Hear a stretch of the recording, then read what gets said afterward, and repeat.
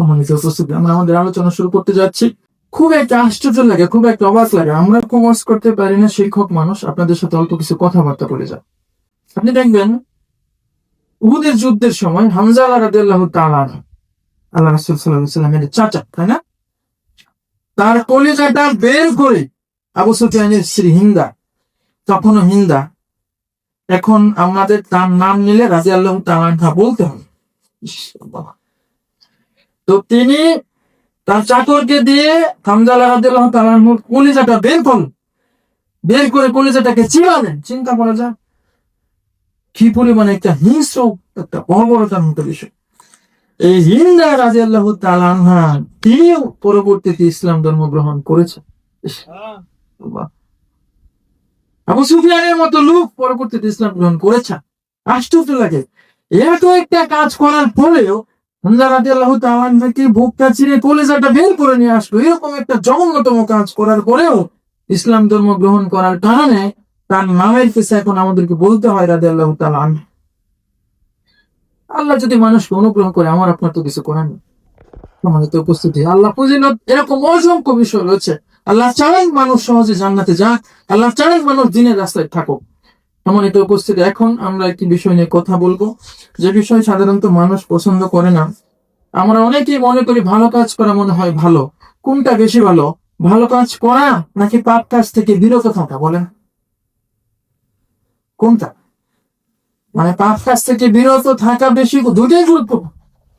সবের কাজ করা গুরুত্বপূর্ণ, পাপ কাজ থেকে বিরত থাকা গুরুত্বপূর্ণ। কোনটা বেশি গুরুত্ব? কারণ পাপ কাজ থেকে বিরত থাকাটাই একটা সবের কাজ। সম্মানিত উপস্থিতি, তো আমরা যে বিষয়ে কথা বলব, বিষয়টি হচ্ছে ব্যভিচারের শাস্তি।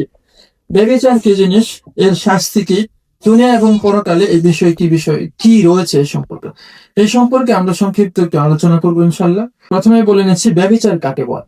বিবাহিত অথবা অবিবাহিত পুরুষ নারী যদি জেনায় লিপ্ত হয় তাহলে তাকে ব্যভিচার বলা হয় ইসলামের পরিভাষায়। বিবাহিত অথবা অবিবাহিত কোন পুরুষ নারী যদি জেনায় লিপ্ত হয় তাহলে তাকে ব্যভিচার বলা হয়। বিবাহিত অথবা অবিবাহিত কোন পুরুষ নারী যদি জেনায় লিপ্ত হয় তাহলে তাকে ব্যভিচার বলা হয়। ধরেন একটা মেয়ে অনার্সে পড়ে, একটা ছেলে অনার্সে পড়ে, তো কোন একদিন ইমোশনের বয়সে তাদের দুজনের মধ্যে যোগাযোগ হয়েছে। মেয়েটাকে বলেছে আমার মেসে চলে আস। মেসে গেছি, দুইজনই তরুণ, দুইজনই যুবক। আল্লাহ রাসূল বলেছেন যেখানে একটা মেয়ে এবং একটা ছেলে নির্জনে থাকে সেখানে তৃতীয় জন যে থাকে সে হলো শয়তান। তো কোন কারণে তারুণ্যের উত্তেজনায় বা যেভাবে হোক তারা মেলামেশা করে ফেলেছে, ব্যভিচার।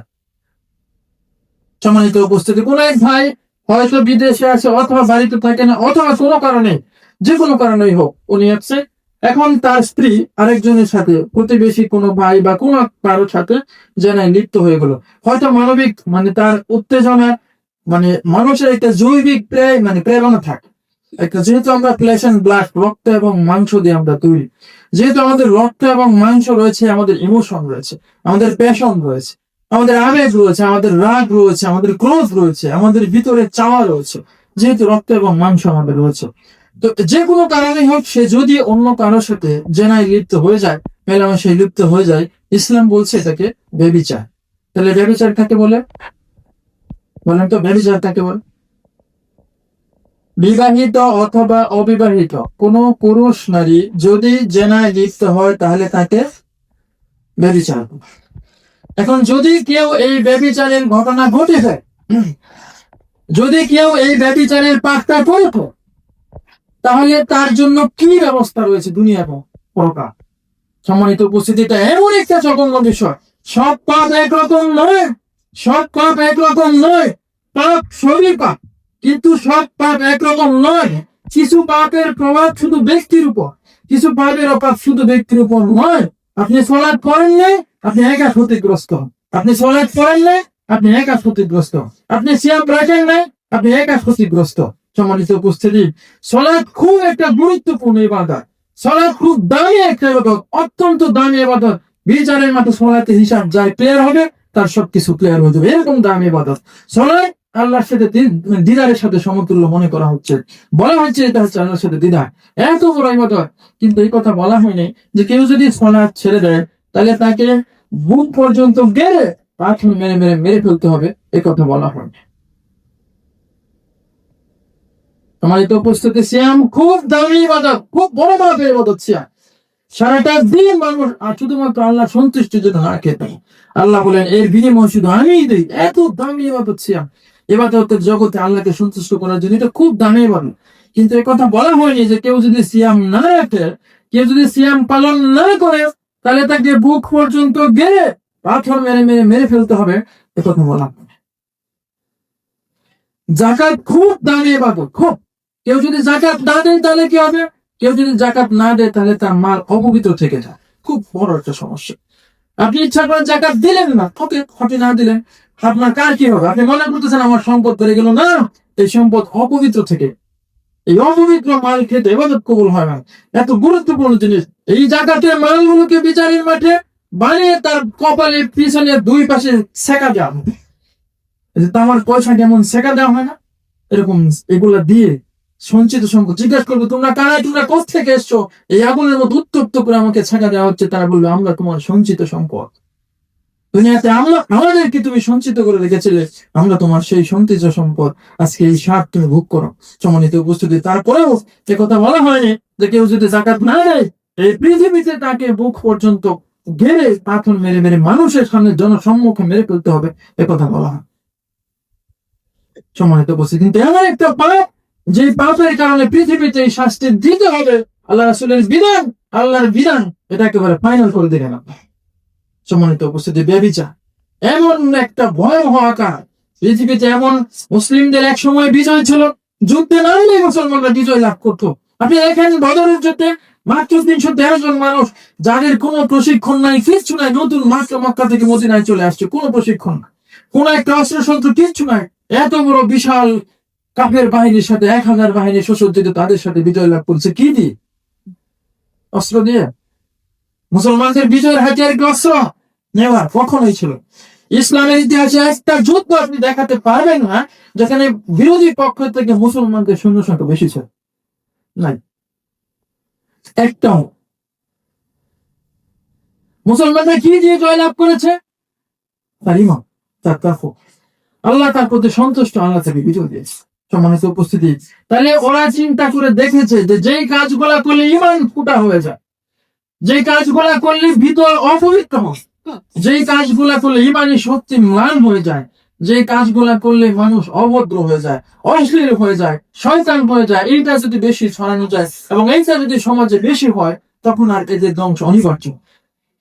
ব্যভিচার হচ্ছে এমন একটি পাপ, ব্যভিচার হচ্ছে এমন একটি পাপ যেই পাপের সবচেয়ে বড় হচ্ছে ইমান দুর্বল হয়, মানুষের ইমান দুর্বল হয়ে যায়। দ্বিতীয় হচ্ছে মানসিক অস্থিরতা তৈরি হয়, মানসিক অস্থিরতা তৈরি হয়। তৃতীয় হচ্ছে দাম্পত্য কলহ হয়, দাম্পত্য কলহ হয়। সম্মানিত উপস্থিতি, আপনার পরিবারে অশান্তি, মানসিক ভিতরে অশান্তি, সলাতে দাঁড়ায় কি সলাৎ ঠিক মতো হবে?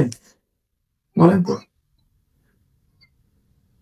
মানে মানুষের মন ঠিক নাই, হৃদয় ঠিক নাই, পরিবারে অশান্তি, জীবনে অশান্তি, এই লোকটা ইবাদতে কি একাগ্রতা আসবে? কোনোদিন কোনোভাবে সম্ভব? অসম্ভব। সমস্ত ইবাদত বরবাদ মানুষের যদি হৃদয় একেবারে তাকওয়াপূর্ণ আছে। সম্মানিত উপস্থিতি, ব্যভিচার এমন একটা জিনিস খালি চোখে এটা দেখা যায় না। কোন মানুষ যদি জেনায় লিপ্ত হয়, কোন মানুষ যদি ব্যভিচারে লিপ্ত হয়, তার ভিতরের একটা মোরাল শিল্ড, নৈতিক ভিত্তিটা ভেঙে যায়।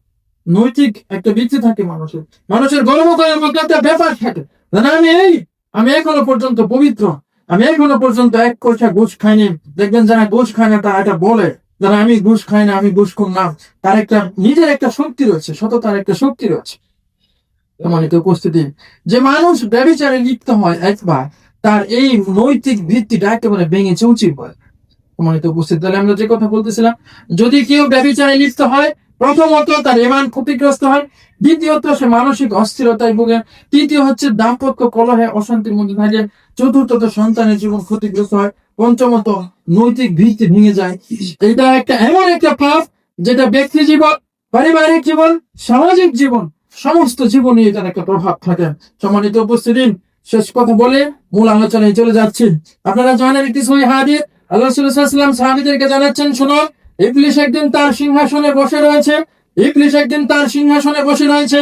তখন এমন সময় তার কাছে সবাই তার অনুসারীরা রিপোর্ট করতেছে কে কি করে আসছে, আজকে বনি আদমকে কে কিভাবে পথভ্রষ্ট করেছে, মানুষকে কিভাবে মিসগাইড করেছে, এই ধরনের তথ্য উপস্থাপন করতে যাচ্ছে।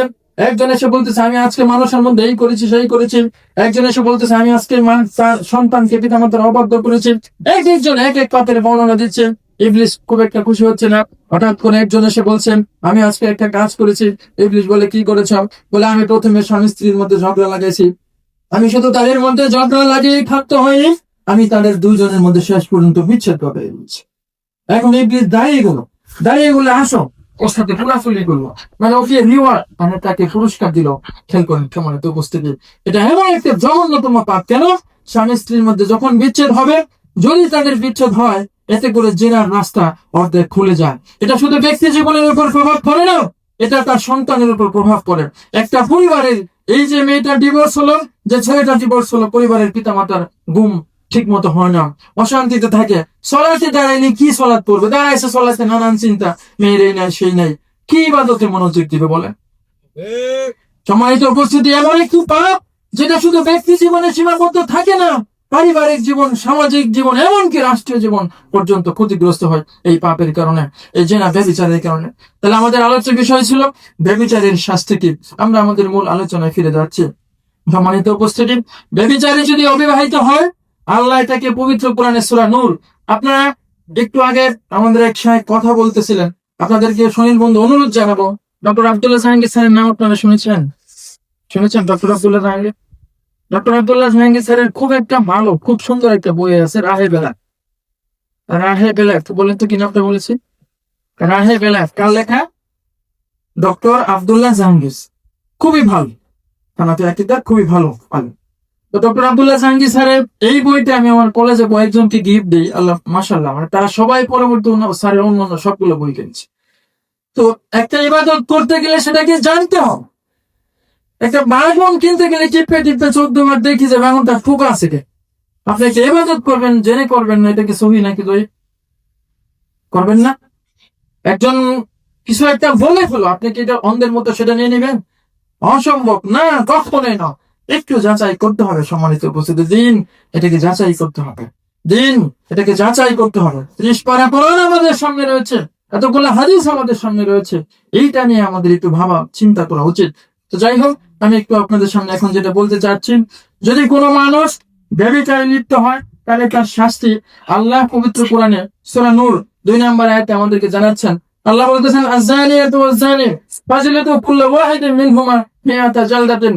আয-যানিয়াতু ওয়াজ-যানি ফাজলিদু কুল্লা ওয়াহিদিন মিনহুমা মিআতা জালদাতিন। যদি কোনো জেনাকার পুরুষ নারী, যদি কোনো ব্যভিচার পুরুষ নারী অবিবাহিত হয়, তাহলে তাদেরকে 100টি বেত্রাঘাত করতে হবে। এমন অবস্থায় যখন সেখানে কিছু মোমেন বান্ধব উপস্থিত থাকেন, অর্থাৎ মানুষের উপস্থিতিতে মানুষের সামনে তাকে প্রকাশ্যে 100টি বেত্রাঘাত করতে হবে। সম্পূর্ণ হাদিস আল্লাহ রাসূল সাল্লাল্লাহু আলাইহি ওয়াসাল্লাম এই আয়াতের তাফসিরে একটি হাদিস পেশ করা হয়েছে। আল্লাহ রাসূল সাল্লাল্লাহু আলাইহি ওয়াসাল্লাম জানাচ্ছেন, সহিহ বুখারী 6631 নম্বর হাদিস, যায়েদ ইবনে খালিদ জুহানী রাদিয়াল্লাহু তাআলা আনহু থেকে বর্ণিত।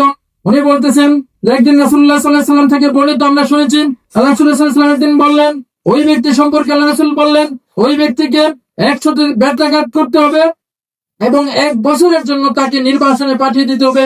1 বছরের জন্য তাকে এলাকা ছাড়া করতে হবে ওই ব্যক্তিকে, যেই ব্যক্তি অবিবাহিত অবস্থায় জেনা করেছে। কোন ইউনিভার্সিটির ছাত্র এখনো পর্যন্ত বিয়ে হয় না, আবেগের বয়সে, যে কোনো বয়সে যদি কেউ এই পাপটি করে ফেলে থাকে, আল্লাহ রাসূল বলতেছেন তাকে, ওই ব্যক্তিকে, যদি কোনো অবিবাহিত ব্যক্তি জেনায় লিপ্ত হয়, 100টি বেত্রাঘাত প্রকাশ্যে জনসম্মুখে মানুষের সামনে, একটা অপমানজনক শাস্তি, একটা লজ্জাজনক শাস্তি, এটা তাকে এই শাস্তিটা দিতে হবে এবং তাকে 1 বছরের জন্য এই এলাকা থেকে নির্বাসন দিয়ে দিতে হবে। সম্মানিত উপস্থিতি, এমন একটি জঘন্য অবস্থার কথা বলা হচ্ছে। দ্বিতীয় কথা বলা হচ্ছে, যদি কোনো জেনাকার বিবাহিত হয়, যদি কোনো বিবাহিত পুরুষ নারী একজন তার স্বামীকে রেখে অথবা একজন তার স্ত্রীকে রেখে অন্য জনের সাথে জেনায় লিপ্ত হয়, সম্মানিত উপস্থিতি, ইসলাম একদম পরিষ্কার। ইসলামে ক্লিয়ার করে দেওয়া হয়েছে যদি একজনের সাথে আরেকজনের না মিলে, যদি কোনো কারণে অসামঞ্জস্য হয়, তালাকের ব্যবস্থা দেওয়া হয়েছে। একজন আরেকজনের কাছ থেকে তালাক নিয়ে বিচ্ছিন্ন হয়ে যাবে। মেয়েরা তালাক দিতে পারে না, কিন্তু মেয়েদেরকে একটি রাস্তা দেওয়া হয়েছে, সে খোলা তালাক নিতে পারে। সে তার স্বামীকে বলতে পারবে, তুমি আমাকে তালাক দিয়ে দাও, আমি তোমার কাছ থেকে খোলা তালাক নিলাম। মেয়েরা তালাক দিতে পারে না, কিন্তু তারা তালাক নিতে পারে। সে যদি তার হাজবেন্ড তার কাছে পছন্দ না হয়, ইসলামের রাস্তা ক্লিয়ার করে দেওয়া হয়েছে, সে তার স্বামীর কাছ থেকে তালাক নিয়ে নেবে। সম্মানিত উপস্থিতি, যদি এর ব্যত্যয় হয়, যদি কেউ এই পাপটি করে বসে, ইসলাম একটি সীমার নাম, ইসলাম একটি পরিসীমার নাম, ডোস এন্ড ডোন্টস, কি করা যাবে কি করা যাবে না, এর নাম হচ্ছে ইসলাম। মানুষ যা ইচ্ছা তাই করবে, এই জন্য মানুষকে পৃথিবীতে পাঠানো হয় নাই। যুগে যুগে এই কারণে নবীদেরকে পাঠানো হয়েছে, মানুষ যাতে তার মন যা চায় তাই যাতে না করে, এই জন্য যুগে যুগে নবীদেরকে পাঠানো হয়েছে। তারা আমাদেরকে বলে গিয়েছেন এইগুলা করা যাবে, এইগুলা করা যাবে না। These are you can do, these are you can do, এই হচ্ছে যা তুমি করতে পারো, এই হচ্ছে এই যা তুমি করতে পারো না। সমগ্র কোরআন যদি আমরা অ্যানালাইসিস করি, আপনি দেখবেন সমস্ত কোরআন হচ্ছে ডোস এন্ড ডোন্টস, কি করা যাবে কি করা যাবে না। সম্মানিত উপস্থিতি, যদি কোনো বিবাহিত পুরুষ নারী জেনায় লিপ্ত হয়, তাহলে তার শাস্তির ব্যাপারে একটি আমরা সহিহ হাদিস থেকে দেখি। সহিহ বুখারী 6819 নম্বর হাদিস, একেবারে আল্লাহ রাসূল সাল্লাল্লাহু আলাইহি ওয়াসাল্লাম থেকে বর্ণনা করা হচ্ছে, আব্দুল্লাহ ইবনে ওমর রাদিয়াল্লাহু তাআলা থেকে বর্ণিত। আপনারা জানেন আব্দুল্লাহ ইবনে ওমর রাদিয়াল্লাহু তাআলার সন্তান, একেবারে খুব শক্তিশালী একজন সাহাবী। হাদিস বর্ণনার ক্ষেত্রে যিনি অসামঞ্জস্য, অনেক সহিহ হাদিস তার পক্ষ থেকে বর্ণনা করা হয়। আব্দুল্লাহ ইবনে ওমর রাদিয়াল্লাহু তাআলা বলেন, একদিন আমরা আল্লাহ রাসূল সাল্লাল্লাহু আলাইহি ওয়াসাল্লামের সাথে বসা ছিলাম। একদিন ওই সময় এক ইহুদি পুরুষ নারী, বিবাহিত এক ইহুদি পুরুষ নারী জেনায় লিপ্ত হলো। তাদেরকে আল্লাহ রাসূলের সামনে উপস্থাপন করা হলো, সামনে আনা হলো। বলল, ইয়া রাসূলুল্লাহ, আপনি এর ফয়সালা দিন, এদের বিচার করুন। আল্লাহ রাসূল সাল্লাল্লাহু আলাইহি ওয়াসাল্লাম ইহুদিকে জিজ্ঞাসা করলেন যে এই বিষয়ে, রজম বিষয়ে তোমাদের তাওরাতে কি বলা আছে? ইহুদিদের কিতাব হচ্ছে তাওরাত। সম্মানিত উপস্থিতি, আল্লাহ রাসূল সাল্লাল্লাহু আলাইহি ওয়াসাল্লাম তাকে বললেন, ইহুদিকে প্রশ্ন করলো যে রজম করা বিষয়ে তোমাদের তাওরাতে কি বলা আছে? সে বলে, রজম করা বিষয়ে আমরা তো এইটুকু জানি যে শুধুমাত্র তাকে অপমান করা হতো এবং তাকে একটু বেত্রাঘাত করা হবে। উপস্থিত সাহাবীদের মধ্যে একজন উপস্থিত ছিলেন আব্দুল্লাহ ইবনে সালাম রাদিয়াল্লাহু তাআলা আনহু। আব্দুল্লাহ ইবনে সালাম রাদিয়াল্লাহু তাআলা আনহু তাওরাত বিশেষজ্ঞ ছিলেন। উনি তখন বললেন যে না, তুমি মিথ্যা বলছো, তুমি মিথ্যা বলছো, তোমাদের তাওরাতে রজম বিষয়ে বর্ণনা করা রয়েছে। তখন একটি তাওরাত উপস্থিত করা হলো, তাওরাত আনা হলো তাদের সামনে। আল্লাহ সাল্লাল্লাহু আলাইহি ওয়াসাল্লাম তাওরাত বের করে জনৈক ইহুদিকে পড়তে দিলেন যে তুমি এই অংশটা একটু পড়ো, যে জায়গায় রজমের বিষয়ে বর্ণনা করা হয়েছে এই অংশটাকে পড়তে বললো। সেইভাবে আঙ্গুল দিয়ে ঢেকে যে আয়াতে রজমের কথা আছে ওই আয়াতের আগে এবং পরে পড়তে লাগলো। আব্দুল্লাহ ইবনে সালাম রাদিয়াল্লাহু তাআলা বললেন, তুমি তোমার হাত উঠাও। হাত উঠিয়ে দেখলো এখানে রজমের আয়াত, মানে তাওরাতে বর্ণনা করা আছে রজম করতে হবে। রজম মানে মানুষটাকে বুক পর্যন্ত মাটিতে গেলে প্রকাশ্যে জনসম্মুখে পাথর মেরে মেরে ফেলতে হবে। সম্মানিত উপস্থিতি, তখন উপস্থিত জনসম্মুখে এই ইহুদি পুরুষ নারী দুইজনকে বুক পর্যন্ত গেলে পাথর মেরে তাদের উপর রজম, মানে পাথর মেরে জীবন্ত অবস্থায় মেরে ফেলতে হবে, এই শাস্তি তাদের উপর প্রয়োগ করা হলো। সম্মানিত উপস্থিতি, তাহলে ইসলামের বিধান হচ্ছে, যদি কোনো বিবাহিত পুরুষ নারী, কান খুলে শুনে রাখুন, যদি কোনো বিবাহিত পুরুষ নারী জেনায় লিপ্ত হয়, যদি কোনো বিবাহিত পুরুষ নারী জেনায় লিপ্ত হয়, ইসলামের বিধান হচ্ছে পৃথিবীতে জীবিত অবস্থায় এই পৃথিবীতেই তাকে একটা শাস্তি দিতে হবে। কি শাস্তি? বুক পর্যন্ত গেলে পাথর মেরে প্রকাশ্যে জনসম্মুখে মানুষের উপস্থিতিতে তার মৃত্যুদণ্ড কার্যকর করতে হবে। এটা হচ্ছে দুনিয়ার শাস্তি। পরকালের শাস্তি তো রয়ে গেছে, একটু করে বলতেছি। সম্মানিত উপস্থিতি, তারপর আরেকটি কথা প্রাসঙ্গিক এখানে বলে রাখি, পাপ যত বড়ই হোক, তওবা এর থেকে অনেক বড়, আল্লাহর ক্ষমা এর থেকে অনেক বড়। সম্মানিত উপস্থিতি, পাপ অনেক বড়, পাপ এত বড় যে পাপ মানুষকে জাহান্নামে নিয়ে যায়। পাপ এত বড় যে পাপ মানুষকে আল্লাহকে মানুষের প্রতি অসন্তুষ্ট করে ফেলে। পাপ এত বড়, পাপ যতই বড় হোক, তওবা এর থেকে অনেক বড়। সম্মানিত উপস্থিতি, আপনি দেখেন ইসলামের সোনালী যুগের দিয়ে একটু আরো একটি পেশ করবো। সহিহ মুসলিম 4528 নম্বর হাদিস, গামেদী গোত্রের একজন মহিলার কথা বর্ণনা করা রয়েছে। তার আগে আরেকটি হাদিস বলে নিচ্ছি। সম্মানিত উপস্থিতি, মাইজ রাদিয়াল্লাহু তাআলা নামে একজন সাহাবী ছিলেন। সে সহিহ হাদিস, উনি একদিন এসে আল্লাহ রাসূলের সামনে এসে বলতেছেন, ইয়া রাসূলুল্লাহ, আমি অন্যায় করে ফেলেছি, ইয়া রাসূলুল্লাহ, আমি জিনা করে ফেলেছি, আপনি আপনি আমাকে শুদ্ধ করুন, আপনি আমাকে পবিত্র করুন। আল্লাহ রাসূল সাল্লাল্লাহু আলাইহি ওয়াসাল্লাম বললেন, তুমি এখান থেকে যাও।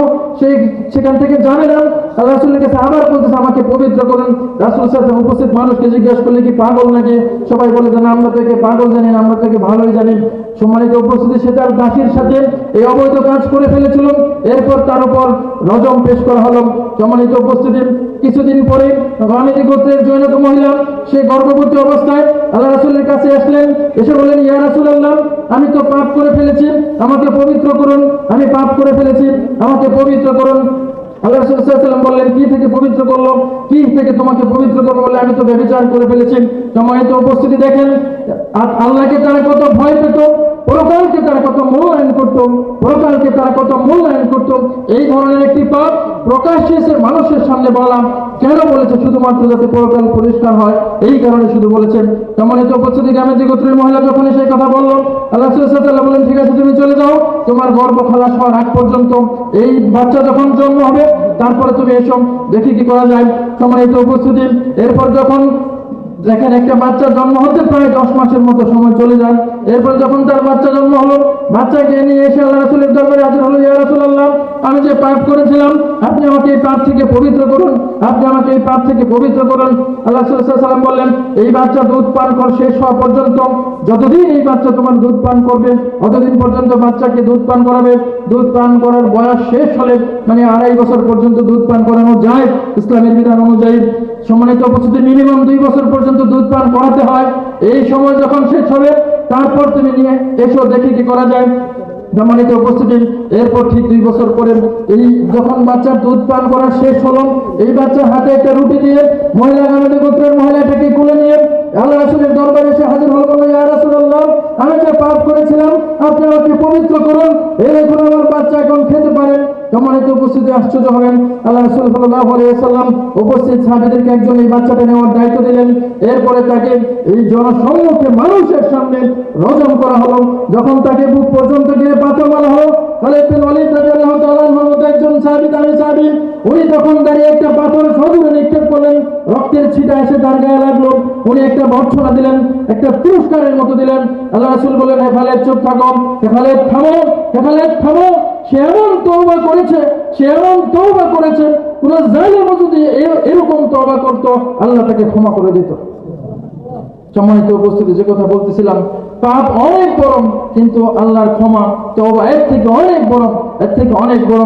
যদি কোনো পুরুষ নারী কারো জীবনে যদি এরকমটি ঘটে থাকে, আপনি যদি প্রকাশ্যে না বলতে পারেন, এই শাস্তি কার্যকরের দায়িত্ব ইসলামিক রাষ্ট্রের, এই শাস্তি কার্যকরের দায়িত্ব রাষ্ট্র নেবে। আমরা ব্যক্তিগতভাবে উদ্যোগ নেই, শাস্তি এভাবে আমরা কার্যকর করতে পারি না, পারবো না। কিন্তু বলার উদ্দেশ্য হচ্ছে এটা, ইসলামে এই পাপটাকে এত জঘন্য বলা হয়েছে, ইসলামে এই পাপটাকে এত জঘন্য বলা হয়েছে, আর কোন পাপ পৃথিবীতে এইভাবে বলা হয়নি যে প্রকাশ্যে মানুষের সামনে বুক পর্যন্ত গেড়ে পাথর মেরে মেরে একে মেরে ফেলতে হবে। সম্মানিত উপস্থিতি, যে আল্লাহ মানুষকে এত ভালোবাসেন, বক্তব্যের শুরুতেই বলেছিলাম, যে আল্লাহ মানুষকে এত ভালোবাসেন, এই শয়তানকে আর কোনোদিন রাস্তা দেন নাই তওবা করার। শয়তানের জন্য ওই রাস্তা চিরতরে বন্ধ করে দিয়েছেন, অথচ মানুষের জন্য রাস্তা খোলা রেখেছেন। যে আল্লাহ মানুষকে এত ভালোবাসেন, যে আল্লাহ মানুষকে আস্তাগফিরুল্লাহ বললে আল্লাহ ক্ষমা করে দিতে চান, যে আল্লাহ রাসূল মানুষকে এত ভালোবাসেন, প্রত্যেকটা সালাতের শেষেই যখনই দোয়া করতেন, এই উম্মতের জন্য যে নবী দোয়া করতেন, সেই উম্মত এই মানুষের এই শাস্তিটা কি ভালো হবে নাকি মন্দ হবে কি সে কি জানে না? আমরা অনেকেই আধুনিক বিশ্ব বলে এরকম কঠিন শাস্তি, এটাও কি সম্ভব? যে আল্লাহ মানুষকে এত ভালোবাসেন, যে আল্লাহ রাসূল মানুষকে এই তার উম্মতকে এত ভালোবাসেন, তারা যেহেতু এই শাস্তি দিয়েছেন, নিশ্চয়ই এই পাপের যে ভয়াবহতা, এটা এমন জঘন্য, এটা এমন ঘৃণিত, এটা এমন লজ্জাজনক, এটা এমন একটা শয়তানি কাজ। বিয়ে করার পরেও যদি কোনো পুরুষ কোনো নারী অন্য কোনো পুরুষ কোনো নারীর সাথে মেলামেশা করে, এটা এমন জঘন্য পাপ, এটা এমন ঘৃণিত পাপ। এই লজ্জাস্কর ব্যক্তিটাকে প্রকাশ্যে জনসম্মুখে বুক পর্যন্ত গেলে পাথর মেরে মেরে মেরে ফেলতে হবে। এটাই দুনিয়াতে এর জন্য শাস্তি, পরকালের শাস্তি, পরকালের শাস্তি। সম্মানিত উপস্থিতি, আপনি দেখেন আল্লাহ সাল্লাল্লাহু আলাইহি ওয়াসাল্লাম সহিহ বুখারী 7047 নম্বর হাদিস, আল্লাহ রাসূল বলতেছেন, রাসূল সাল্লাল্লাহু আলাইহি ওয়াসাল্লাম বলেন, মেরাজের হাদিস, বিরাট লম্বা কাহিনী।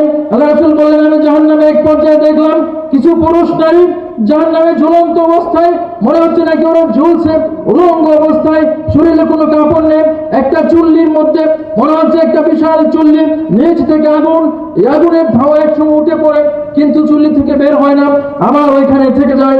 এরকম বিভৎস অবস্থায়, নগ্ন অবস্থায়, এদের কিছু নাই শরীরের মধ্যে, এইভাবে আগুনের মধ্যে এদেরকে পোড়ানো হচ্ছে।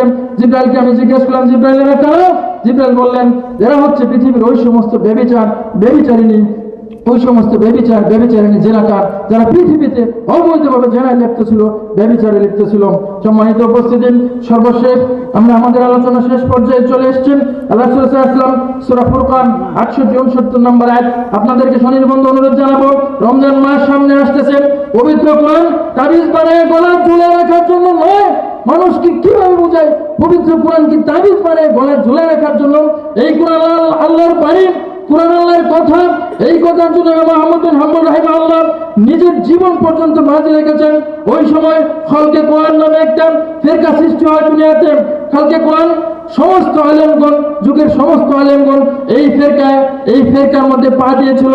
তারা বলেছিল কোরআন আল্লাহর সৃষ্টি, কোরআন আল্লাহর সৃষ্টি, কোরআন আল্লাহর সৃষ্টি।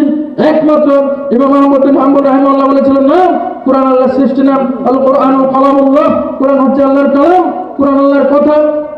যদি মেনে নেই কোরআন আল্লাহর সৃষ্টি, সমস্ত সৃষ্টি বিচারের মাঠে ধ্বংস হয়ে যাবে, সমস্ত সৃষ্টি বিচারের মাঠে ধ্বংস হবে। যেটা আল্লাহর জাত, যেটা আল্লাহর সিফাত, যেটা আল্লাহর বাণী, এটা তো কোনো ধ্বংস নেই। সম্মানিত উপস্থিতি, আপনারা রমজান মাস আসতে সামনে শুনবেন, বিচারের মাঠে দুইটা জিনিস, সিয়াম এবং রমজান। পাশাপাশি দাঁড়িয়ে মানুষের জন্য আল্লাহর দরবারে দোয়া করবে, বলবে আল্লাহ, কোরআন আল্লাহর সামনে দাঁড়িয়ে যাবে, বলবে আল্লাহ, এই ব্যক্তি সিয়াম অবস্থায় আমাকে তেলাওয়াত করেছেন, সারা রাত্রে জেগে জেগে আমাকে তেলাওয়াত করেছেন, আজকে বিচারের মাঠে তোমার কাছে সুপারিশ করতেছে, আল্লাহ তুমি এই ব্যক্তিটাকে মাফ করে দাও। আল্লাহ বলবেন ঠিক আছে, যাও, তোমার শাফায়াত কবুল করলাম, একে মাফ করে দিলাম।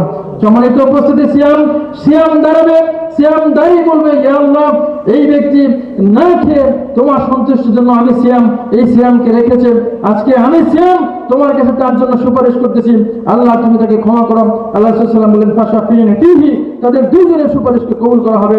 সম্মানিত উপস্থিতি, যদি কোরআন ধ্বংস হয় তাহলে এই কোরআন সিফাত, এটা যদি ধ্বংস হয়, যদি সৃষ্টি মেনে নেই, তাহলে কোরআন ধ্বংস হবে। একমাত্র ইমাম আহমদ বিন হাম্বল রাহিমাহুল্লাহ বলেছিলেন যে না, কোরআন ধ্বংস হবে না, এটা আল্লাহর বাণী, আল কোরআনুল কালামুল্লাহ, কোরআন হচ্ছে আল্লাহর কথা, কোরআন হচ্ছে আল্লাহর বাণী, কোরআন আল্লাহর বাণী, কোরআন আল্লাহর কথা। আল্লাহ মানুষের সাথে কি কথা বলতে চান, আল্লাহ মানুষের সাথে কি কথা বলেছেন, 30 পারা কোরআনে সব বলা রয়েছে। আমাদের সারাটা জীবন চলে যাচ্ছে, এত মোটা মোটা বই পড়তে পারি, ফিজিক্স, কেমিস্ট্রি, বায়োলজি বুঝি, অথচ কোরআন বুঝবো না। কি এক আশ্চর্য যুক্তি! কোরআন কঠিন, বুঝতে পারবো না, কি এক আশ্চর্য একটা খোঁড়া যুক্তি! আল্লাহ বলেছেন আমি কোরআনকে সহজ করে নাযিল করেছি, আমরা উল্টা যুক্তি দিয়ে বলি কোরআন কঠিন, বুঝবো না। সম্মানিত উপস্থিতি, আপনি একটু চেষ্টা করেন, আল্লাহ আপনার সাথে আমার সাথে কি কথা বলেছেন একটু জানার চেষ্টা করি, একটু জানার চেষ্টা করে আপনি দেখেন সূরা ফুরকান 68-69 নম্বর আয়াত। আল্লাহ এই সমস্ত ব্যভিচারিণীদের শাস্তির কথা বলতে গিয়ে 3টা বিষয়কে অবতারণা করেছেন। আল্লাহ আমাদেরকে জানাচ্ছেন, ওয়াল্লাযীনা লা ইয়াদউনা মা'আল্লাহি ইলাহান আখার। 3টা বিষয় বললেন। 1 নাম্বার বলেন, ওয়াল্লাযীনা লা ইয়াদউনা মা'আল্লাহি ইলাহান আখার, ওই সমস্ত ব্যক্তি যারা আল্লাহর সাথে অন্য কাউকে সমকক্ষ স্থাপন করে না, ওই সমস্ত ব্যক্তি যারা আল্লাহর সাথে শিরক করে না, ওই সমস্ত ব্যক্তি যারা মাজারে গিয়ে বলে না বাবা এটা দাও, ওই সমস্ত ব্যক্তি যারা এই কথা বলে না যে আমার যদি সন্তান হয় অমুক মাজারে এই মানত দিব। সম্মানিত উপস্থিতি, মাজারে মানত করা শিরক, কারো কাছে কিছু চাওয়া শিরক, ইবাদতে কাউকে শামিল করা শিরক। আমরা জানি কোন ব্যক্তি যদি মনে করেন আমি তো মাজারে কিছু মানতে চাই না, আমি এমনি মাজারে দেখতে গিয়েছি, আমি এমনি মাজারে ওরসে জিলাপি কিনতে গিয়েছি বা দেখতে গিয়েছি, আপনি মাজারে দেখতে গিয়েছেন, একটা সংখ্যা বৃদ্ধি হলো কি হলো না? একটু বেশি জমলো কি জমলো না? আপনি 2 কেজি জিলাপি কিনেছেন, ওখানে একটু বিক্রি বেশি হলো কি হলো না? সম্মানিত উপস্থিতি, ওরসে মাজারে গিয়ে তাদের বিষয়ে সহযোগিতা করা হয়, শিরকের কাজে সহযোগিতা করা হয়। সম্মানিত উপস্থিতি, আল্লাহ আমাদেরকে জানাচ্ছেন এমন ব্যক্তি যে তার ইবাদতের সাথে অন্য কাউকে সমকক্ষ করে না, এক অর্থাৎ শিরকে লিপ্ত হয় না। দ্বিতীয় বলা হচ্ছে ওলা ইয়াকতুলুনান নাফসা ওলা ইয়াকতুলুনান নাফসা আল্লাতী হারামাল্লাহ, এমন ব্যক্তিকে হত্যা করে না যাদেরকে হত্যা করা আল্লাহ হারাম করেছেন, অর্থাৎ অন্যায়ভাবে কোনো মানুষকে হত্যা করে না। 1 নম্বর, যে ব্যক্তি ইবাদতে কাউকে শামিল করে না। 2 নম্বর, যে ব্যক্তি অন্যায়ভাবে কাউকে হত্যা করে না। 3 নম্বর, আল্লাহ বলে দিলেন পবিত্র করলেন ওয়ালা ইয়াজনুনা, এবং যে ব্যক্তি ব্যভিচার করে না, যে ব্যক্তি ব্যভিচার করে না। এই তিনটা কথা বলার পরে আল্লাহ রাসূল বললেন ওমা ইয়াফআল যালিকা, যারা এই সমস্ত কাজ করবে, এই তিনটা কাজ যারা করবে, এই তিনটা কাজ যারা করবে, কি কি কাজ? যারা তাদের ইবাদতে কাউকে শামিল করবে, অর্থাৎ যারা শিরকে লিপ্ত হবে। দ্বিতীয় বলা হলো যারা জেনায় লিপ্ত হবে। তৃতীয় বলা হচ্ছিল যারা জেনায় লিপ্ত হবে। দ্বিতীয় বলা হচ্ছিল যারা অন্যায়ভাবে কাউকে হত্যা করবেন।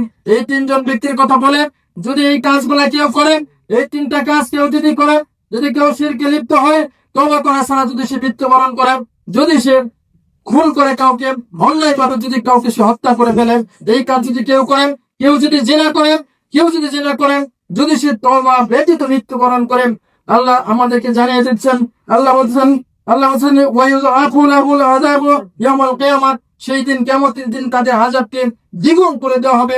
এমনিতেই আযাব শাস্তি মানুষ ভোগ করতে পারবে না, আল্লাহ বলছেন এই আযাবকে আরো দ্বিগুণ করে দেওয়া হবে। এবং তারপরে কি করা হবে? ওয়ায়াখলুদু ফীহি মুহানান, এবং তাকে সেখানে হীন অবস্থায়, লজ্জাকর অবস্থায় চিরস্থায়ী করে রেখে দেওয়া হবে, চিরস্থায়ী করে রেখে দেওয়া হবে।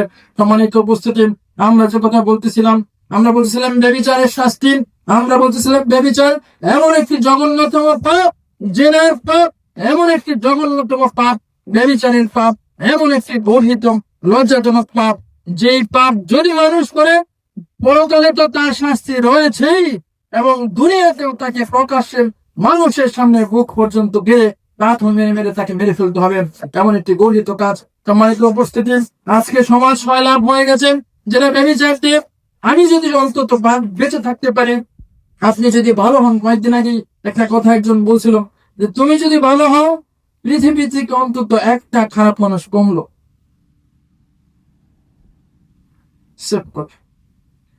তুমি যদি ভালো হও, পৃথিবী থেকে অন্তত একটা খারাপ মানুষ কমলো। সম্মানিত উপস্থিতি, যাই হোক, আমরা আমাদের কথা শেষ করবো। আল্লাহ আমাদেরকে এই জঘন্যতম পাপ থেকে বেঁচে থাকার তৌফিক দান করুন, আল্লাহুম্মা আমিন। সম্মানিত উপস্থিতি, স্ত্রীদের উপর আমাদের হক রয়েছে, অনেক বিষয় আমাদের আরো অনেক সাহেবগণ রয়েছেন, অনেক আলেমগণ রয়েছেন, তারা আলোচনা করবেন। তো আমরা অন্তত এই বিষয়টা যারা আমরা রয়েছি, এই যুবক বয়স, আজকাল আপনারা জানেন কিনা জানি না, যুবক ছেলেরা এখানে নাই, আজকাল বিএফ জিএফ এর যুগ, মানে সবারই বিএফ আছে, জিএফ আছে, মানে বয়ফ্রেন্ড গার্লফ্রেন্ডের জায়গায়। আশ্চর্য, এটা যে একটা পাপ, মানুষ মনেই কর, এমন একটা অবস্থায় আমরা চলে গেছে।